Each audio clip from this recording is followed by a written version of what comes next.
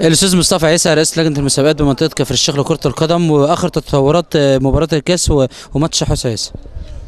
ماتشات الكاس ان شاء الله يوم الثلاث على ما الجدول وصل. هيلعب الحمول مع بيله وبشان مع تسوق.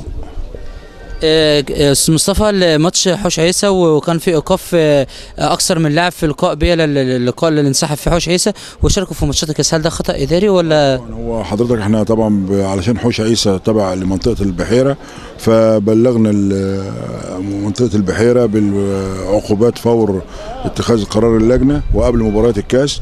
وبالعكس ده في واحد المدير الفني لنادي حوش عيسى استفسر واكدنا له ان الايقافات تشمل مباراه الكاس، ورغم هذا نما الى علمي ان هم لعبوا احد اللاعبين او اكثر من لاعب في المباراه اللي هي خاصه اللي كانوا بيشتركوا فيها في الكاس. فاعتقد ان لجنه المسابقات العليا في القاهره هتتخذ قرار ضدهم.